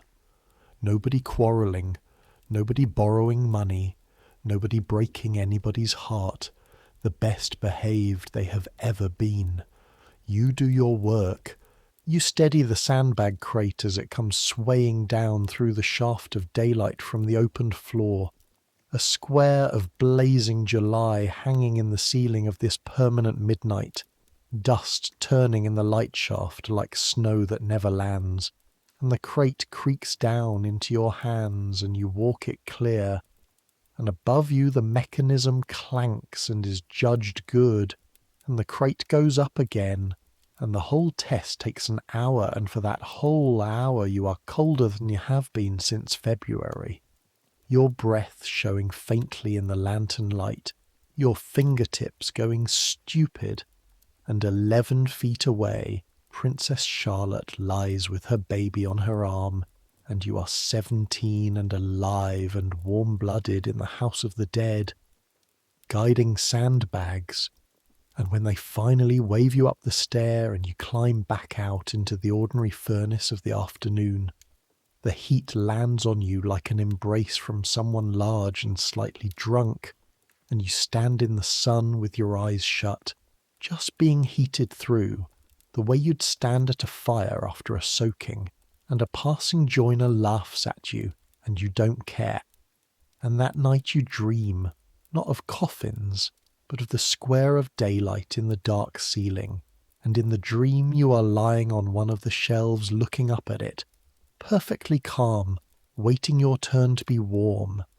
That's the custom, and it's worth pausing on, because it's about to end forever and nobody knows it yet. English kings for a century and a half have been buried in darkness, not for shame, though heaven knows this one had cause, but for majesty. Night, torches, soldiers lining the way, the procession moving through firelight. George IV will be the last but one. His brother after him gets the same, and then young Victoria, when her long turn is done, will be buried in daylight, and the torches will go out of the business for good. So what you're about to see, though you can't know it, is very nearly the last performance of a very old show, and the whole of your last day is the getting ready, and the getting ready is where this funeral shows its true face. so come and stand in the sun with a hammer and watch. The route from the castle's state entrance to the chapel door is barely a few hundred yards, and along every foot of it all day, men are building. A raised timber walkway, boarded, railed, covered against weather that will not come, so that the procession never touches common ground. Galleries for spectators with tickets, tier on tier of raw planking going up with a racket of mauls that never stops from 5 in the morning, and you're under one of those galleries for hours, in the hot resin-smelling shade among the posts, bracing joists over your head while a joiner spikes them, sawdust sifting down into your collar, into your ears, gritting between your sweating neck and that dye-stiff collar, until the skin is rubbed raw in a ring. Your palms, where the silk rope burned its stripe, have scabbed, and the scabs crack open twice against rough deal planking, 2 bright small panes among the general dull one, and you wrap both hands in strips of waist linen and keep on, because everyone keeps on. The whole hill hammering and sawing and swearing at the sun, building in one day a theatre for one night. £600,000, this funeral and the late king's debts and follies around it, will be the kind of number the newspapers throw. Numbers like that mean nothing to you. What means something to you is what you can touch, and today you can touch all of it. The walkway boards, planed smooth for feet that will pass over them exactly once. The black cloth on the gallery rails, yards and yards and yards of it, enough to clothe a parish, nailed up for a single night's use. And it will all come down again next week, and be sold off, or carted off, or quietly taken home in workmen's bags, the whole vast black apparatus dispersing back into England to be re-dyed and resold and turned into curtains and coat linings, and some winter evening years from now you will sit in some tavern and wonder, looking at the drapes, whether they had ever buried a king, and there will be no way to tell. At sunset they issue the torches, and you hold your first one, unlit, and are surprised, the way you are always surprised by real things now, heavier than it looks. A yard of wood, its head bound in tow and soaked in pitch and resin, and the soaked head drags at your wrist, and your palms through the linen wraps complain, and you shift your grip and look down the line of the walkway in the failing light and see them being handed out by the hundred, to soldiers, to servants, to men like you, stack after stack coming off the carts, and you begin, dimly, to understand what this night is going to look like. The infantry line the whole route, and the foot guards line the castle quadrangle, and at 9 o'clock by order all along the ranks, the torches are lit, flame passed down the lines from man to man, a running stitch of fire, and the whole hill of Windsor, its grey towers, its raw new galleries packed since afternoon with ticket holders, its thousands of waiting faces, comes up out of the summer dusk into a hot, moving orange light, and the great bell of the castle begins to toll, and out on the terraces the minute guns begin, one artillery blast every 60 seconds, a slow iron heartbeat you feel in your breastbone, and will feel in your breastbone at every 60-second interval, whether you like it or not, until this is over. Your place is nothing. Let's be honest about your place. You're one of the supernumerary torchbearers posted along the covered way, a boy holding fire at the edge of the boards, one orange bead in a string of hundreds, with instructions that consist entirely of stand there, hold it up, and do not move. You will not be in any painting. No newspaper will count you. The official account will list dukes, marquises, admirals, knights of the garter, and then, at the bottom, if it mentions you at all, it will say, and others bearing torches, and others, that's you. That's been you this whole story, but here is what the dukes will never know, and you will always know. And others had the better view. But before the drums, there are the hours, and nobody ever tells you about the hours. The procession was ordered for the evening, and you were posted by 7, and the great could arrive when they pleased.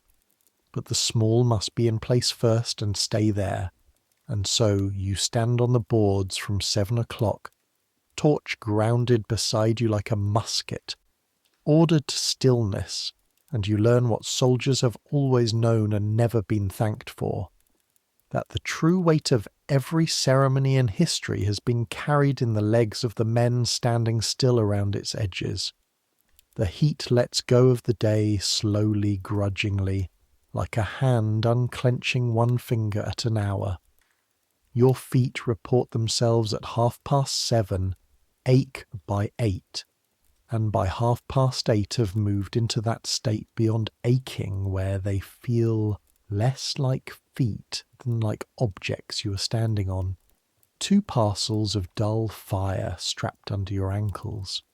You shift your weight in the small secret ways the guardsman next to you shifts his, heel to heel, never enough to be seen to move. Sweat finds the raw ring, the sawdust rubbed under your collar and sits there stinging. A moth lands on your sleeve and stays for 20 minutes, and you become absurdly attached to it, and are absurdly bereaved when it leaves. The guardsman next to you is a Coldstreamer named Askew, a Yorkshireman of perhaps 30 with a jaw like a brick and 11 years' service, and in the long stillness, out of the corner of his mouth, at a volume calibrated by 11 years of talking on parade without visibly talking, he gives you his opinions, and they are the opinions of the army, which is to say, practical to the bone. Stood like this for his coronation too, he says. Not to you exactly, to the air ahead of him, in the manner of his kind. 21 that was, Hyde Park, July again. He liked July. A vendor's cry drifts up from beyond the barriers. Beer, beer, cool bottled beer, and Askew's jaw tightens fractionally. The closest a Coldstreamer on duty comes to weeping with desire. Grandest coronation there ever was, they say. £500,000. His wife hammering on the abbey doors to be let in, and them turning her away, and her dead within the month, and the crowds all for her and against him. We lined the streets that day and all. Same boots worth of standing. A minute passes. The light thickens toward gold. And now this one. I'll tell thee what, lad, I've stood guard over this family man and boy, and the only day's work I ever did for them that felt like out was the little princess's due in 29. No, 17. I'm out, the year the young one died, Charlotte. Whole regiment wore the black band a month, and no order made us. Only time I ever saw the sergeant major's face do anything. The gold goes to Amber. Somewhere behind the state entrance, a horse, bored, blows out its lips, an enormous rude fluttering noise, and along 30 yards of motionless soldiery, not one face changes, and every single man is laughing. This one, though. Askew's eyes go to the castle, to the waiting doors, to the whole flame-ready apparatus of the night. This is wages, this is. Nout wrong with wages, but don't let anybody tell thee it's out else.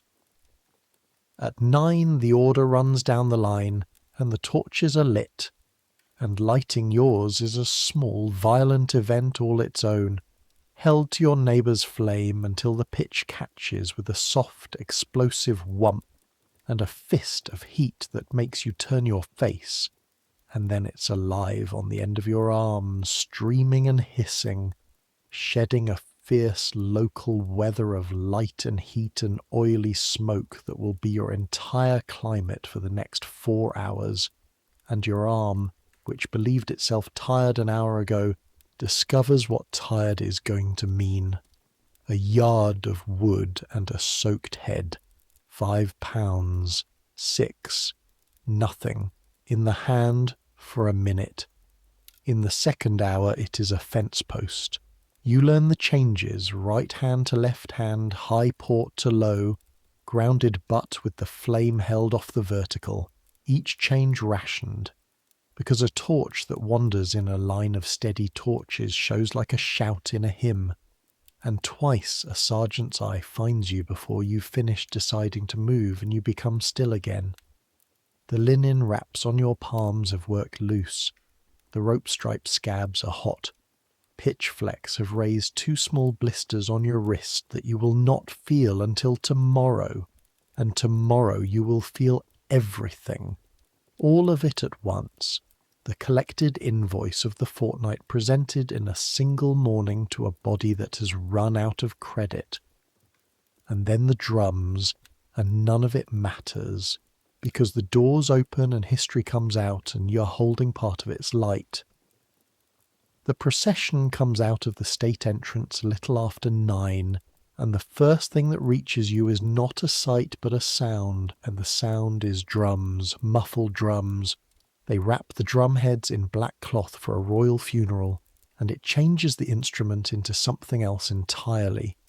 Not a beat, a bruise, a deep, dead, felted pulse that doesn't ring in the air the way drums ring.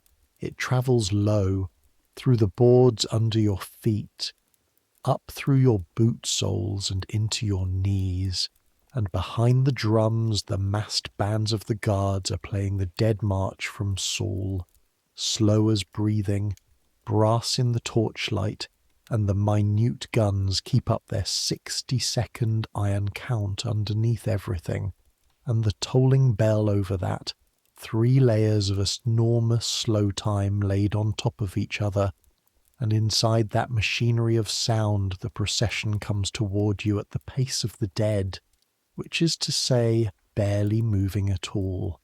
Torchlight does strange work. Hold that thought while you watch, because you have nothing to do but hold your own fire steady and watch, and the pitch smoke keeps drifting across your face, oily and resinous, stinging your eyes so that everything swims gold at the edges, and hot flecks spit from the torch head now and then onto your wrist. Small sharp kisses you're not permitted to flinch at. First the trumpeters and the drums, then the household servants of the dead king walking 2 and 2, and heralds in their stiff embroidered tabards, gold thread crawling with firelight so that each man seems to be quietly burning. Then the officers of state carrying things on cushions, the crown you know personally, the crown whose candle shadows you policed all through one long night, going by at shoulder height like a relic.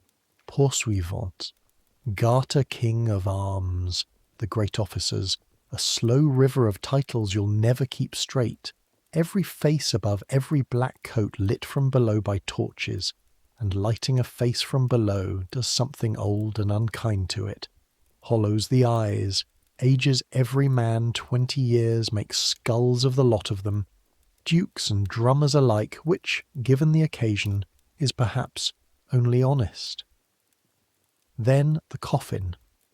It comes on a low carriage, under a black velvet pall with the arms of England worked on it, the crown and orb and sceptre riding on top, 10 yeomen close around it, and the garter banners carried beside it. And here's the detail your eye snags on and keeps, the detail you'll tell in taverns for 50 years. It is moving on wheels, being drawn, and even so, even on the flat-boarded way you can hear it.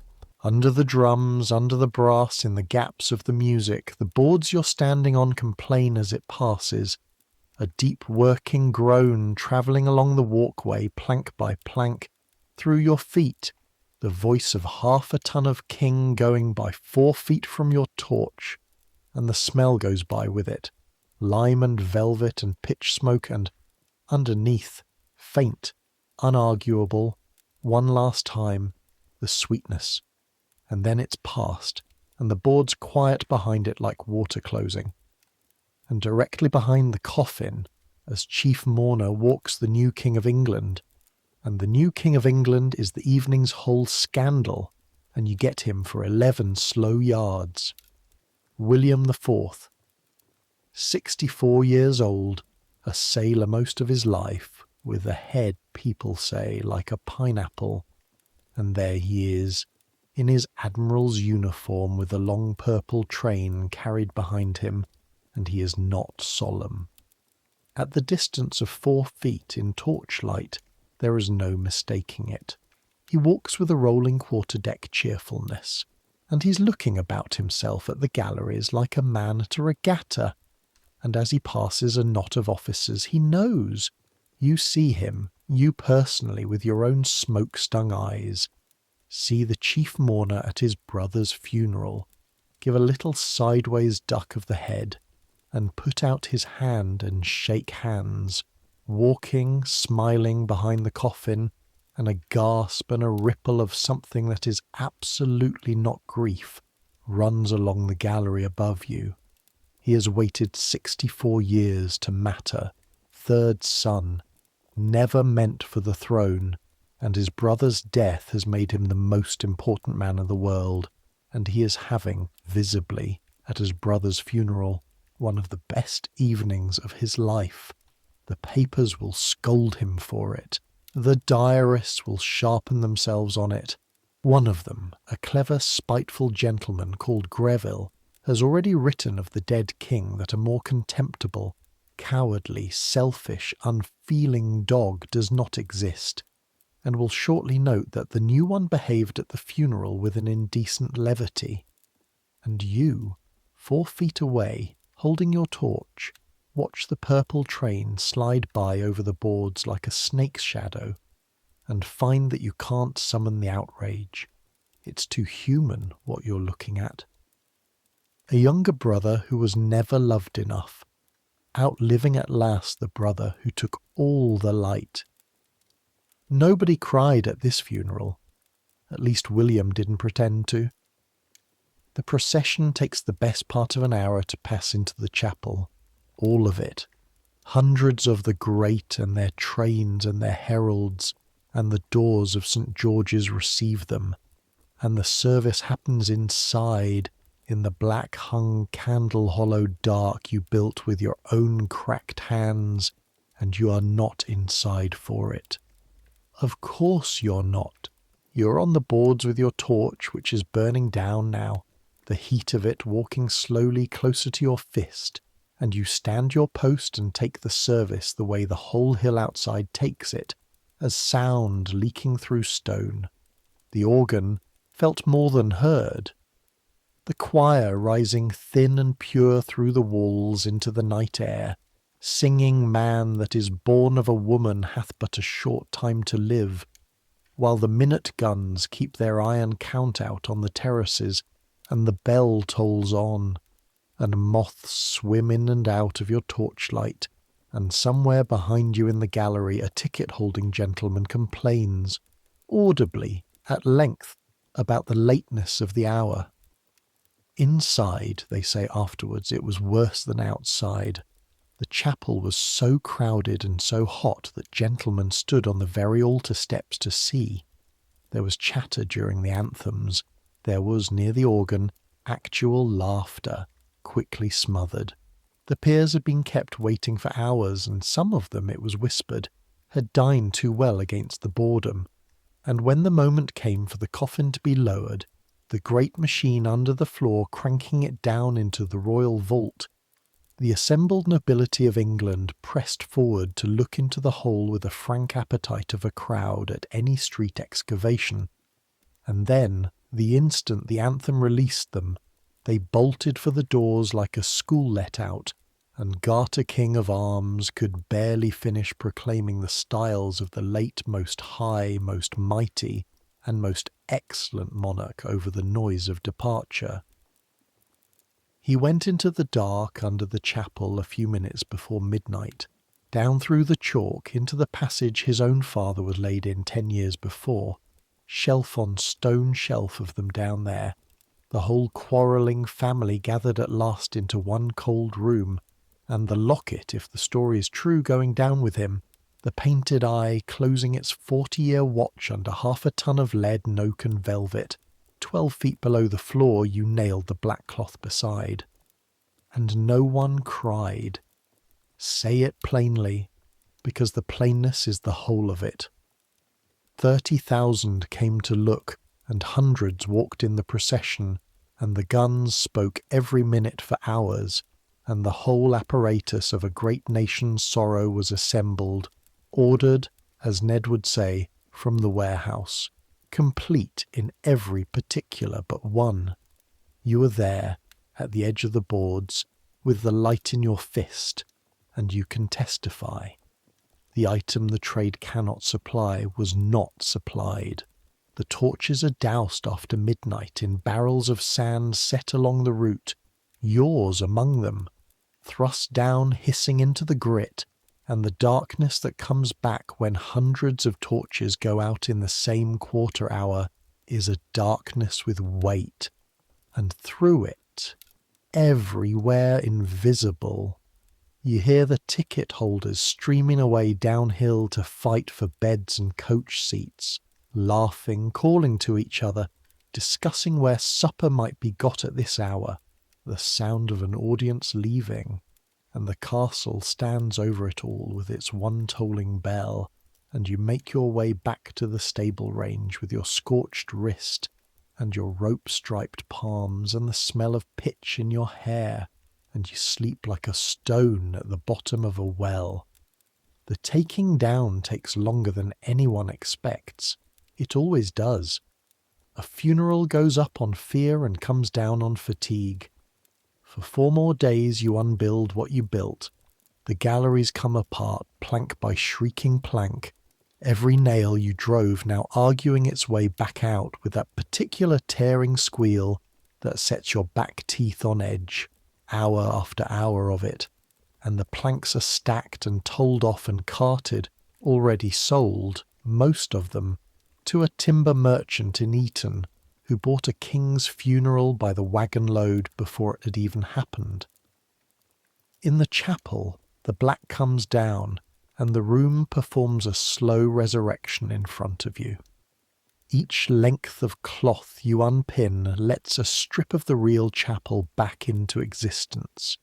Carved oak, gilding, a painted window suddenly pouring coloured light across the floor, where for a fortnight there was only wool-smelling dusk, and the sound comes back too, the ring and echo, so that men who whispered for 2 weeks find themselves whispering in a room that now broadcast every word and stop and laugh and talk like the living again. You work at the top of a ladder most of those days, arms overhead until they go from burning to absent, drawing brass nails with a claw and dropping them into a leather pouch at your belt, where they land with a small dull clink, one and one and one, hundreds in a day, thousands in the 4 days, and each nail is one you or someone like you drove 2 weeks ago, and there's a strange arithmetic comfort in it, the whole vast occasion reducing back down through your hands into its parts, cloth, timber, wax, brass, until you could almost believe none of it happened, except for the marks. The chapel floor near the vault opening is scarred where the machinery stood. Your payams have their stripe, and 12 feet down under new-mortared stone in the cold chalk dark, the occasion itself lies listening to the nails come out if the dead listen, which Ned assures you they don't. You see Ned once more before the London men disperse. He's in the lower yard, supervising the loading of the velvets, the good velvets, which travel back to town packed in linen like invalids. And when you pass, he looks at you, actually looks, the way almost no one in this castle has for 2 weeks, a slow head-to-boots assessment, the crepe-wrapped wand tucked under his arm like a sergeant's cane. You stood your watch decent, he says, didn't gabble, didn't faint, didn't ask him up there any questions he couldn't answer. The nearest thing to a smile moves the harness leather face, a shifting of creases. You'll do for this trade if you're fool enough to stay in it. Most feeling men leave. Most that stay stop feeling. There's about 1 in 20 finds the narrow road between. He turns back to his wagon and delivers the last of it over his shoulder at sick-room volume, so that you carry it away half certain you were meant to. Bury paupers the same as you buried him, lad. Same care, same hands. It's the one place on earth everybody's the same size. On the last evening, with the wagons loaded for tomorrow's road, and nothing owed to anyone until dawn, you do the thing you've been promising yourself since the first day. The thing every one of your listeners would do. You climb the round tower. You have no right to. But the castle in these emptying days has gone loose at its seams, sentries relaxed, doors ajar, everyone's attention already travelling back to London ahead of them, and a sixpence to a bored guardsman you've been sharing a pump queue with for a fortnight turns out to buy a shrug and a turned back, and then it's just the stairs, a stone spiral in near darkness, 200 steps and more, your bandage hand walking up the cold central pillar, the steps hollowed in their middles by 700 years of boots, your breath loudening in the stairwell, your thighs, already wrecked by the fortnight, lodging a formal complaint at every turn, and then a door, and the door opens on the whole of the south of England. The evening is clear. The sun is down, but the light isn't gone, the sky in the west still holding a long band of apricot. And below you and around you, in every direction, farther than you have ever seen from anywhere, the world. The Thames first, directly below, a ribbon of pale fire winding through its meadows toward London, and you can follow it east until it loses itself in the haze, and somewhere under that haze, 20 miles off, is the city, is Fleet Street, is Mr. Crane's workshop and your own pallet above it. The whole roaring capital of the world reduced at this distance to a smudge of its own coal smoke on the horizon, lit faintly orange from beneath, like something banked and smouldering. South, the great park runs away from the castle in a dead straight avenue of elms 3 miles long, planted by a king who died before it grew, for the pleasure of kings who'd never plant anything. Eton's chapel floats above the river mist to the north. Villages announce themselves as clusters of first candlelight. Rooks are going home in long, straggling strings across the apricot band, arguing all the way, and the wind-up here, after a fortnight of pitch smoke and lime and dye and other men's sweat, is so clean it's almost a taste, grass and river and distance, and you stand at the parapet with your raw hands flat on stone still warm from the day, and you let the wind go through you like water through a rinsed cloth. He raised this tower. That's the thought that finds you up here, and you may as well let it. The man in the vault below spent 30 feet of masonry and a fortune of other people's money making this very platform higher, so that the castle would look, from the road, from the river, from the world, the way a castle ought to look, and it does. That's the uncomfortable truth of him, standing up here in the last light. It does look the way a castle ought to look. He was, everyone agrees, selfish, false, cowardly, cruel to his wife, forgetful of his friends, ruinous to his country's purse, and he had, everyone also agrees, though more quietly, the finest eye of any king England ever kept. The castle skyline you've been aching under for a fortnight, half of it is his. Regent Street cutting its great curve through London, his. The National Gallery seeded from paintings he gathered. Ask the man in the road, and George the Fourth was a fat wastrel who died owing everybody. Stand where you're standing, and he's all around you, and will be for centuries, long after every honest, hard-working soul in that fortnight's castle, every joiner and groom and mute and boy is utterly forgotten. Nobody cried at his funeral, and the country will be looking at him forever. You don't resolve it. You're 17 and your hands hurt, and it isn't yours to resolve. You watch the apricot band go to ash, and the first stars arrive over the darkening park, and the smudge of London kindles very faintly in the east as its lamps come on, and then you feel the flag above you rather than see it, hear its halyard tap the staff in the night wind, and you go down the 200 steps in the dark, hand on the cold pillar all the way, out past the guardsman, who does not look at you, which for once is restful, and across the quiet quadrangle where the boards of the covered way are already half gone, gaps in the walkway like missing teeth, and back to the straw. The road home the next day runs the same 21 miles in reverse, and the country you pass through has already finished with the whole affair. The crape is off the hats, the bells are silent. At Hounslow the same man is watering horses, and this time he doesn't even look up. There's a new king to be curious about, a sailor with a pineapple head who shakes hands with everybody, and there's talk in every tap room of bigger weather coming. Reform, they keep saying, a word you barely know yet, the whole country creaking on its trestles, like something enormous settling. And within 2 years it will settle indeed, and the England you're riding through, rotten boroughs and all, will start to go the way of the black cloth, down off the walls into the carts sold on. You unload at Fleet Street in the evening.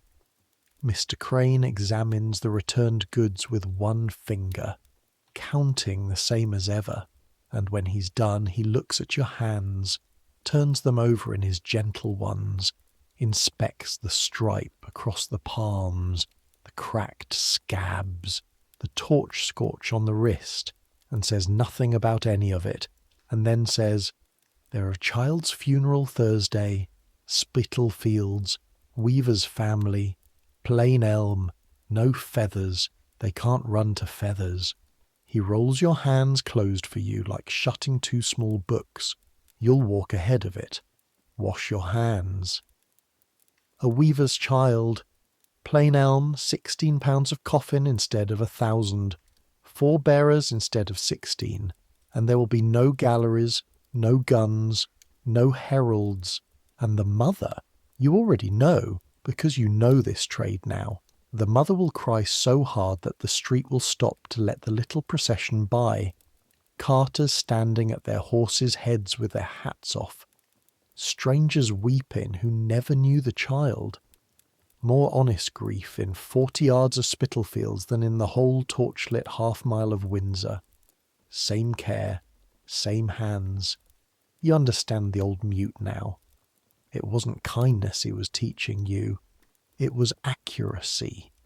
The weaver's child is buried on the Thursday in rain, and it goes as you knew it would.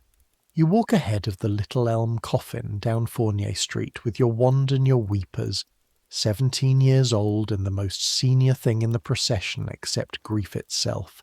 And the street does stop, and the carters do bare their heads, and the mother's crying is a sound that doesn't ask permission of anyone. And afterwards Mr. Crane, who attended, which he need not have done, walks back to Fleet Street beside you in the wet and says nothing the whole way, and at the workshop door he says, "That was done right," which from him is a laurel wreath, and goes in, and you stand in the rain another minute before following, 'cause something in you needs the minute, and the years do what years do. You finish your time with Mr. Crane. You become a journeyman, and then, in the way of the trade, you become the man other men's boys are frightened of. And then, before you have finished being surprised by any of it, you have your own premises, off Cheapside, your own boys asleep over your own workshop, your own gentle, terrifying way of saying wash your hands. You bury the parish. You bury the great sometimes, subcontracted, a corner of some vast occasion, and you always know now which parts of the vast occasion are freight and which are theatre. And you keep your boys off the stairs when the freight moves. You stand at the edges of history twice more with your own eyes. In the year 37, 7 years on, they do it all again for William, the sailor king, the handshaker, another night, another Windsor, another torchlit procession into the same chapel, down into the same cold chalk, and this time you attend as a tradesman of standing with a place in the arrangements. And it is better done and better felt because bluff, foolish, friendly William turned out to be rather liked, in the end, the way a loud uncle is liked, and there is real quiet along the route.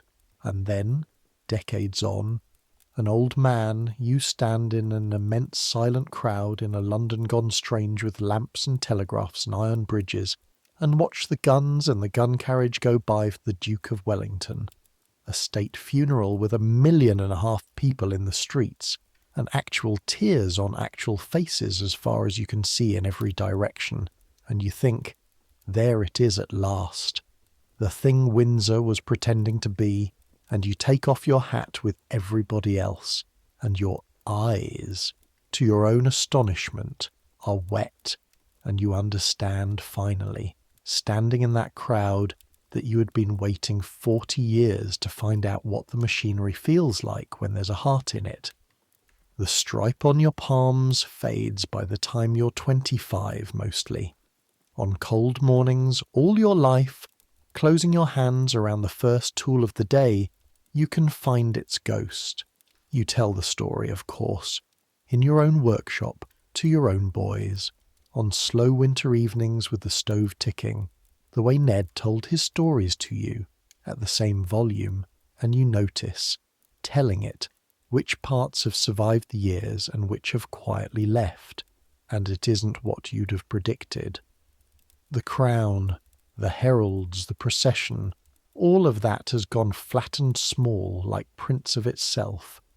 What has stayed is the weight, the rope going taut on the stairs, the tick of the settling wood at 2 a.m, and Ned's hand arriving on your shoulder before the fear could finish. The square of July daylight in the ceiling of the vault, the old man who knelt, the grey horse circling with its head low, the chandler laughing over the candle boxes, the sound of 14 needles, the mother on Fournier Street. When you were 17, you thought you were watching the funeral of a king, and it took you 30 years to understand you'd been watching everything else. The whole living country, arranged around a dead man's silence and lit up by it, the way a street is lit by a burning house. And one more thing survives, and you save it for boys who remind you of yourself, the watchful ones, the ones who flinch and hide it. Nobody cried at that funeral. That's true, and it was strange and cold, and the newspapers were right to mark it.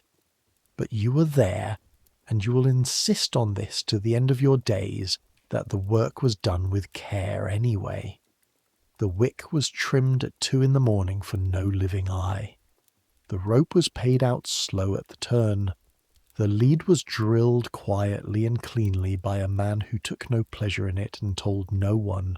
Thousands of hands did their part of it properly for a man none of them mourned, and there is a name for doing a thing properly for someone who will never know, and whom you do not even love, and the name is not grief, and it is not loyalty, and it is not wages, though it is paid in wages. Your whole life in the trade you never found the name. You only found the thing over and over in your own hands and other people's, and it held the world together better than sorrow ever did. Same care, same hands, everybody's the same size, and that's the story, or that's the day and the fortnight of it. But you know how these nights of ours end. Don't get up yet. The last part belongs to you, listening.